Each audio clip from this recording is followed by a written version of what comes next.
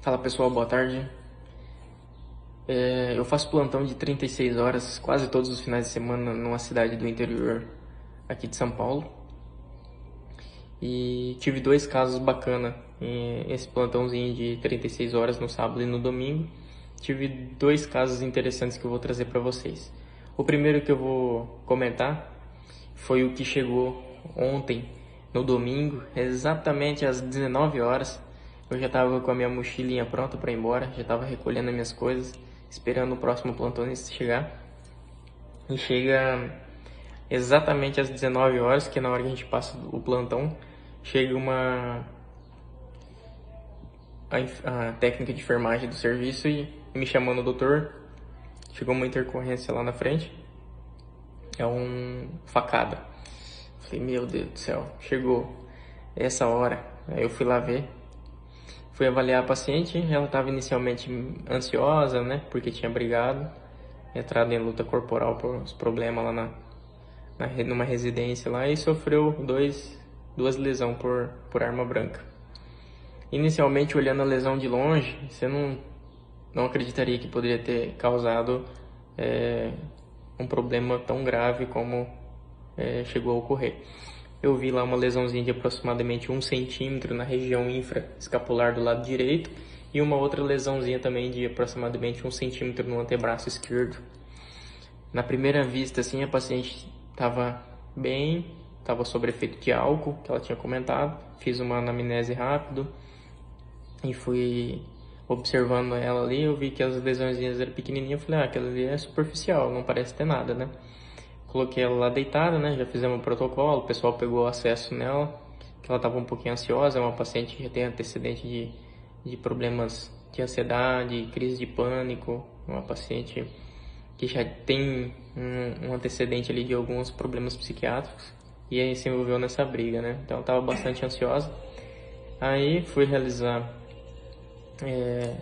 o exame físico nela e na hora que eu encostei o estetoscópio para auscultar, depois que eu fiz uma anamnese, né? Perguntei o que tinha acontecido, ela estava um pouquinho agitada e falou que tinha sofrido as lesões e tinha ingerido bebida alcoólica, não falou mais nada, disse que estava com dor.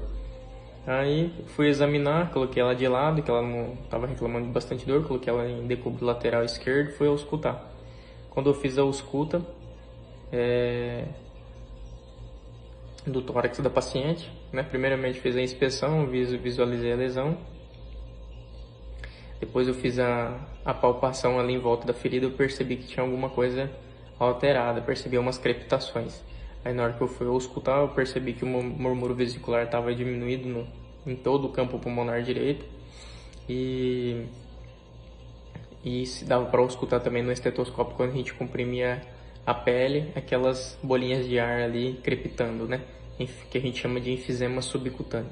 Então quando eu identifiquei enfisema subcutâneo, murmúrio vesicular reduzido, a paciente estava em monitorização, eu vi que a saturação ali já estava um pouquinho mais baixa, estava saturando 89.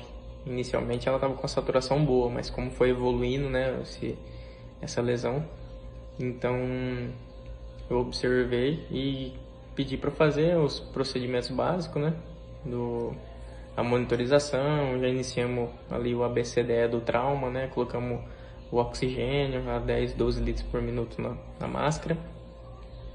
E fui observar ela que com aquele oxigênio ela melhorou a saturação. Eu vi a lesão dela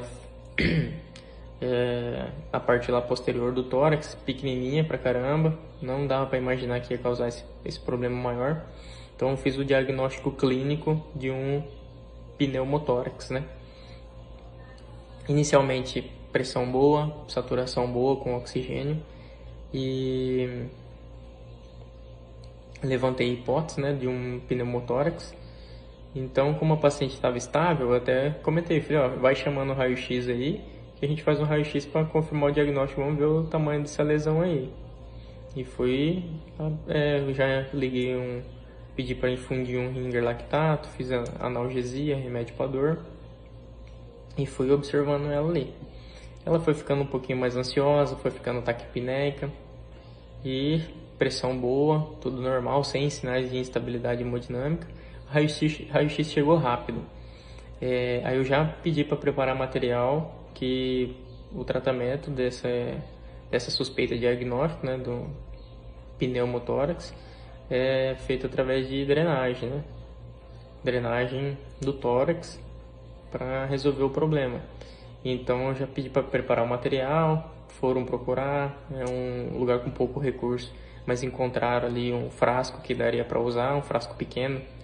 Acredito que nem é o apropriado para drenagem de tórax, mas é o que tinha. E o dreno lá também, fui preparando o material, falei, pode deixar tudo preparado, talvez vai precisar drenar. Aí como o raio-x chegou rápido, foi rapidamente levado para a sala de raio-x que é do lado, a paciente estava estável, foi feito o raio-x. Aí quando eu fui avaliar o raio-x, eu até me impressionei com o que eu ouvi. A paciente estava com pneumotórax importante, que um pneumotórax era tão grande que estava fazendo desvio contralateral do mediastino. E geralmente isso é característica do pneumotórax hipertensivo, mas eu achei até interessante que ela não evoluiu com instabilidade hemodinâmica. Não sei se foi nesse período de ir para o raio-x e ficar pronto o raio-x até ela voltar e não deu tempo dela fazer instabilidade hemodinâmica e cair mais a saturação. Então na hora que eu vi o raio-x eu falei, tem desvio, esse raio-x aí que vocês estão vendo aí desde o começo, que eu vou colocar no cantinho aqui. Então dá pra ver aí que tem um pneumotórax do lado direito, e esse pneumotórax ele é tão grande que ele está empurrando o coração e as estruturas do mediastino contra a lateral, do lado esquerdo. Então dá pra ver que não tem parênquima pulmonar do lado direito e o pulmão está colabado e as estruturas do mediastino, coração, traqueia, que ficam no meio do mediastino estão lateralizados, estão deslocados para o outro lado. Então, no momento que eu vi essa imagem, eu já falei, vamos acelerar o procedimento, senão ela pode evoluir com piora. E a plantonista que estava assumindo, eu perguntei para ela se ela já tinha passado o dreno do tórax alguma vez, e ela falou que não. Estava um pouquinho assustada, eu falei, eu fiquei com vontade de fazer também o procedimento, que eu tinha feito apenas uma vez, ainda com a ajuda de um colega, no primeiro lugar que eu fazia plantão, que é na cidade de Bonito. E tive o auxílio na verdade, quem mais fez o procedimento foi o anestesista do hospital que eu trabalhava, e eu fui só ali ajudando ele, conversando com ele, mas fizemos ali meio que junto esse procedimento. Então eu falei, tem a minha oportunidade de fazer, é agora, né? Não é difícil ter uns casos desses. Falei, vamos fazer isso então. Aí assumi lá o caso, fiquei mais tempo, 1h30 a mais no plantão que não era meu, mas foi válido porque eu aprendi e tive essa vontade de fazer esse procedimento que eu nunca tinha feito sozinho. Mas tinha todo o conhecimento, tinha todo o domínio, né, ali para poder fazer com segurança também. Então, resumindo, a paciente sofreu um trauma penetrante do tórax e evoluiu com o que a gente chama de hemopneumotórax. Então, um pneumotórax importante, que é a presença de ar dentro da cavidade pleural da paciente. O nosso tórax ele é revestido de uma membrana, de uma estrutura que forra todinho a caixa torácica por lá de dentro, que a gente chama de pleura parietal, e outra superfície que fica cobrindo o pulmão em si é a pleura visceral.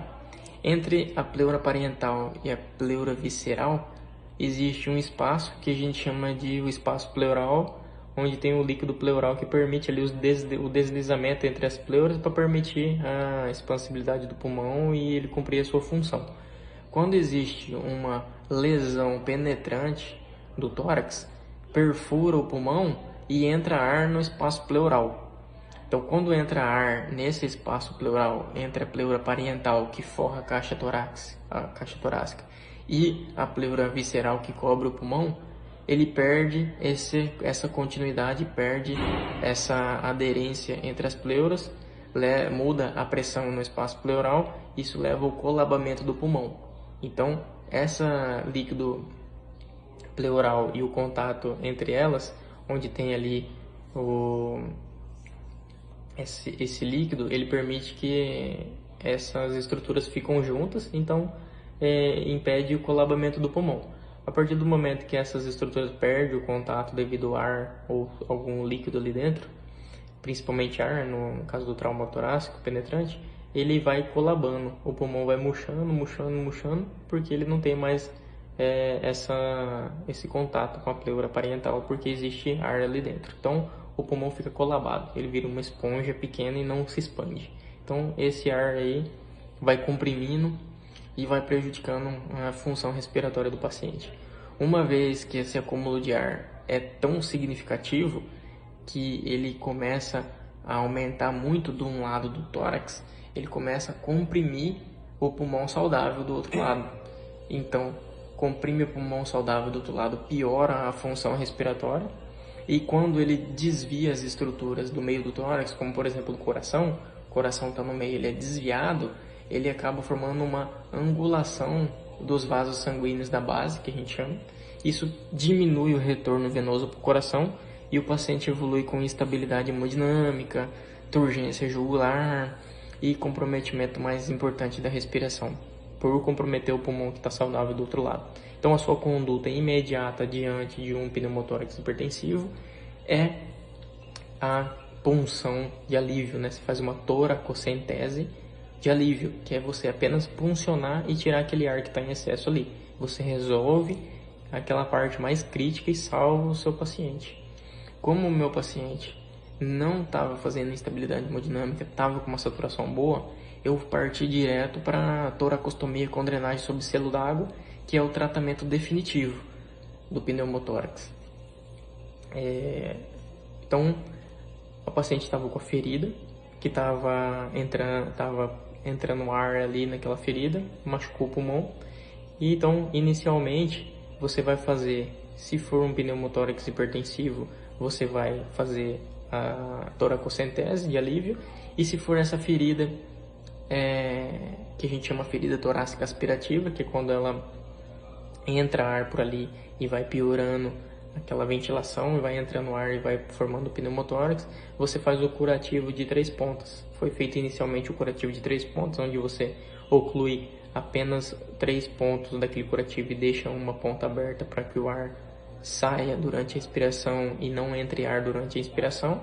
Esse é o tratamento inicial, e depois você parte para a toracostomia com drenagem sob selo d'água, que é a colocação de um dreno no tórax. Esse dreno ele é colocado entre o quinto e o sexto espaço intercostal, entre a linha axilar anterior e linha axilar média. Você realiza uma incisão ali na região lateral do tórax, faz um cortezinho com bisturi. Antes você realiza a analgesia, né? Explica o procedimento para o paciente, realiza a analgesia. Se a analgesia principalmente pele o periósteo da costela, do arco costal, onde você vai introduzir o dreno, e faz a analgesia da pleura. Você sempre tem que passar, sempre que for fazer punção, for fazer toracostomia com drenagem sob selo d'água, passagem de um dreno, esse procedimento é realizado na borda superior da costela. Sempre você vai introduzir por ali, na caixa torácica. Por quê? Porque embaixo da costela é onde passa o feixe neurovascular, vasos, nervos. Então, se você passar por ali, você pode lesionar as estruturas ali, tendo problema ao paciente, como sangramento, dor. Então, você sempre vai passar pelo bordo superior da costela. Então, você vai fazer analgesia, pele, periósteo e pleura. Depois você realiza a incisão e depois você vai divulsionando, ali as estruturas, né, músculo, tecido celular subcutâneo, até chegar na pleura. Introduz o dedo lá na incisão que você fez, e você sentiu a pleura, você perfura a pleura. Aí você amplia aquele orifício com o dedo, com a exploração digital.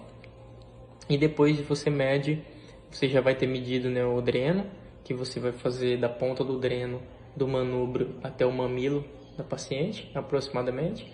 Coloca uma pinça reta na parte distal do dreno e uma pinça curva na extremidade, na ponta do dreno, né, na extremidade distal. Na extremidade proximal você põe outra pinça. Você vai lá, após fazer o orifício, você introduz o dreno, conecta no sistema coletor em selo d'água, geralmente coloca no frasco 500 ml de soro e deixa lá para ver o que vai drenar. Quando eu introduzi o dreno, já houve ali uma saída de grande quantidade de ar. Saiu muita bolha, bastante ar e saiu sangue também. Então ali você já dá para fechar o diagnóstico que o paciente estava com um quadro de hemopneumotórax devido a um trauma penetrante do tórax por arma branca. Então realizou ali a passagem do dreno, você faz a fixação, você confirma que o dreno está bem localizado, pedindo que o paciente realize uma tosse, mas você já vê que está oscilando, está saindo bolhas de ar lá dentro do frasco, o frasquinho está borbulhando, está saindo sangue. Aí você faz essa introdução do dreno, né, em sentido superior e posterior, é a forma que você introduz o dreno. Uma vez passado isso aí, você faz um raio-x de controle para ver se está bem posicionado. Antes disso, você já fez ali a fixação do dreno, um curativo compressivo e pronto, está feito o tratamento da paciente. Como é um hospital de baixa complexidade, não temos cirurgião, não temos exames complementares para avaliar melhor ali, a médica que estava no plantão acabou solicitando vaga para ser encaminhado para melhor avaliação de especialista, mas a paciente já foi salva ali, já foi feito um procedimento que salvou a vida dela e provavelmente o tratamento definitivo é aquele ali. Uma vez depois que esse dreno parar de sair ar, parar de sair secreção, não ter uma lesão importante que continua sangrando, um sangramento muito grande, que precisa de uma intervenção cirúrgica, ele vai parar de borbulhar, vai parar de sair sangue e o pulmão vai expandir. Uma vez que cumprir todos os critérios para retirada do dreno, esse dreno é retirado e resolvido o problema. Então, esse é o caso que eu queria trazer para vocês aí, de um hemopneumotórax devido a um trauma penetrante na caixa torácica. Beleza? Então, se tiver alguma dúvida, tiver alguma coisa para acrescentar aí, vamos discutir aí, pessoal. Abraço.